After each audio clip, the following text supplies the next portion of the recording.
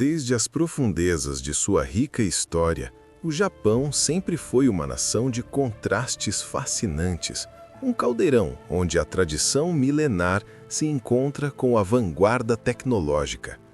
Mas poucos fenômenos culturais encapsulam essa dualidade com tanta intensidade quanto o anime. O que para muitos pode parecer uma simples forma de entretenimento infantil ou juvenil, é, na realidade, um titã cultural e econômico que não apenas redefiniu a identidade do Japão no século XX e XXI, mas também projetou sua influência para todos os cantos do globo, criando uma linguagem visual e narrativa universalmente reconhecível. O anime não é apenas um gênero, é um estilo de vida, uma filosofia e um motor econômico que continua a impulsionar o país do sol nascente para o futuro. Tudo começou, de forma modesta, com as primeiras experimentações de animação no início do século passado, inspiradas em grande parte pelas técnicas ocidentais. Contudo, foi no pós-guerra, em um Japão que buscava desesperadamente reconstruir sua identidade e sua economia, que o anime encontrou seu verdadeiro berço. Nomes como Osamu Tezuka, o deus do mangá, com sua visão revolucionária e a criação de obras-primas como Astro Boy, lançaram as bases para o que se tornaria uma indústria monumental. Tezuka não apenas popularizou o estilo de animação que hoje reconhecemos como anime, mas também implementou técnicas de produção que, embora fossem uma necessidade econômica na época, como a animação limitada para baratear custos, acabaram por se tornar características estilísticas distintivas que davam mais foco à emoção e à narrativa do que à fluidez de cada quadro. A partir desse ponto, o anime não parou de crescer, alimentando a imaginação de milhões de crianças e adultos japoneses com histórias que iam muito além do simples entretenimento, abordando temas complexos como moralidade, perda, esperança e o inexorável avanço da tecnologia. Hoje, a indústria do anime não é apenas um braço da economia japonesa. Ela é o coração que bombeia sangue para o turismo, a tecnologia e a moda. Estamos falando de um mercado que movimenta mais de 25 bilhões de dólares anualmente, superando indústrias inteiras de países desenvolvidos.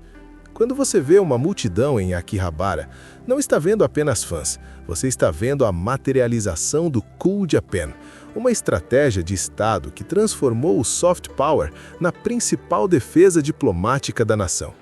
Franquias como Pokémon não são apenas jogos, é a marca de mídia mais lucrativa da história da humanidade, superando gigantes como Star Wars e o universo cinematográfico da Marvel.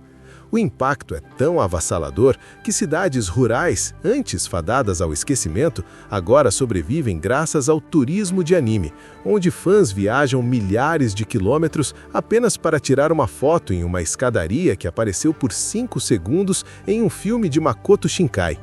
É uma simbiose econômica perfeita, onde a ficção sustenta a realidade. No entanto, essa dominação global teve um custo cultural interno que poucos ousam discutir abertamente nos documentários de turismo. Enquanto o mundo se encantava com a estética vibrante e as lições de amizade dos shonens, o Japão enfrentava o nascimento do fenômeno otaku, uma geração que, por vezes, preferia o conforto das imagens bidimensionais às complexidades dolorosas da vida real. Nos anos 80, o pânico social em torno desses fãs quase destruiu a indústria, mas a força narrativa do anime era tão potente que ela conseguiu se reinventar, transformando o estigma em orgulho. A cultura anime moldou o vocabulário, a moda de rua de Harajuku e até a forma como o Japão lida com sua própria mitologia. Deuses antigos do shintoísmo foram repaginados para o público jovem, garantindo que as tradições milenares não morressem, mas continuassem vivas dentro de aplicativos de celular e séries de streaming. O anime não apenas salvou a economia japonesa, ele preservou a alma de um povo, traduzindo o folclore para a linguagem universal da modernidade.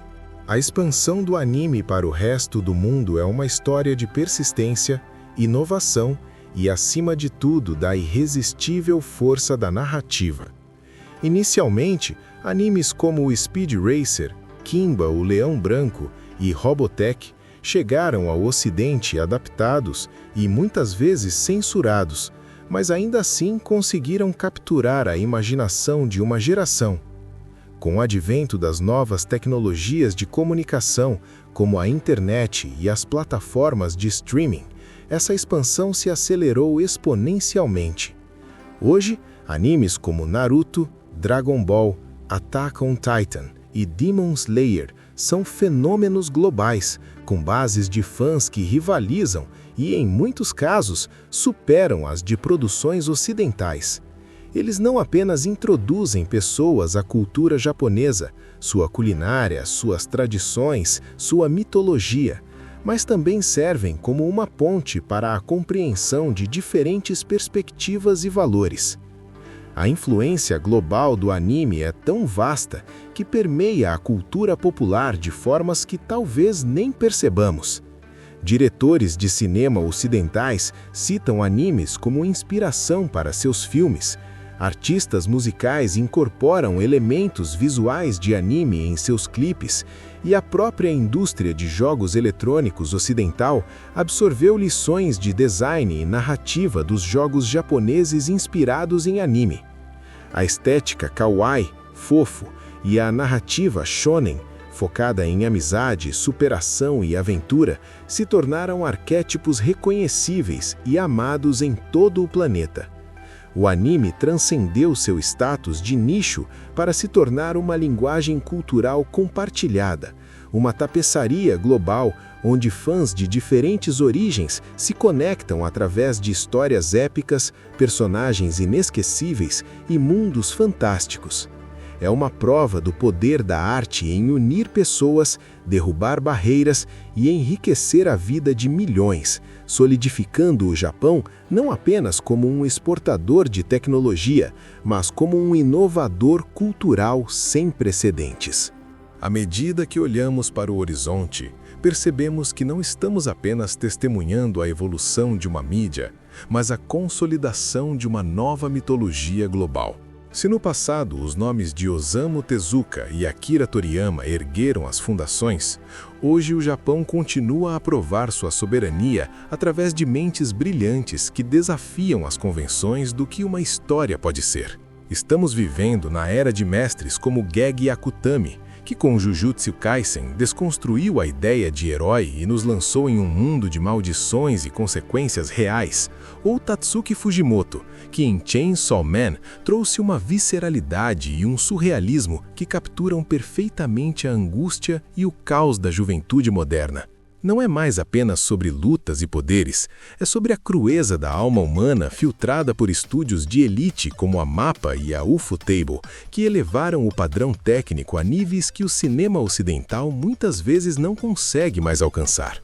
O impacto visual de Demon Slayer não é apenas entretenimento, é um testamento de que o Japão ainda detém o segredo de como unir a beleza estética absoluta ao impacto emocional profundo. Mas a influência não para na ação. Escritores como Aka Akasaka, com Oshinoko, revelam as engrenagens cruéis da indústria de entretenimento, provando que o anime se tornou a ferramenta mais afiada para criticar a própria sociedade que o consome. E enquanto gigantes como Eiichiro Oda continuam a traçar o fim de uma era com One Piece, novos arquitetos de mundos como Tapei Nagatsuchi e o enigmático Fujimoto garantem que o poço de criatividade japonesa seja inesgotável. O anime deixou de ser um refúgio para os excluídos para se tornar a linguagem franca da cultura pop mundial. Hoje, ver um jovem vestindo uma nuvem vermelha da Akatsuki ou discutindo a filosofia de Eren Yeager é tão comum quanto citar Shakespeare foi em séculos passados. O Japão conseguiu o que nenhum império militar jamais sonhou. Eles colonizaram a imaginação do mundo inteiro. Eles nos ensinaram que mesmo o mais fraco dos protagonistas pode derrubar um deus se tiver vontade suficiente. E essa lição de resiliência ressoa hoje mais forte do que nunca em cada canto do globo. A verdade é que o anime não é mais sobre desenhos que se movem, é sobre a nossa capacidade coletiva de sonhar em meio ao cinismo do século XXI. Enquanto houver uma folha de papel e uma mente inquieta em Tóquio, continuaremos a receber essas cartas de amor em forma de animação, que nos lembram que a dor é universal, mas a superação é uma escolha. O Japão transformou suas cicatrizes de guerra em arte, seu isolamento em criatividade e sua cultura em um legado que agora pertence a todos nós. Estamos todos navegando no mesmo oceano de histórias, guiados pela luz de um sol que nunca se põe na terra da animação. O amanhã do anime não está escrito apenas em japonês. Ele está escrito em cada postagem, em cada fanart e em cada coração que bate mais forte quando a música de abertura começa. Este é o império que não conhece fronteiras, o sonho que não aceita o fim, e a prova viva de que, no final das contas, todos nós falamos a mesma língua, a língua da imaginação.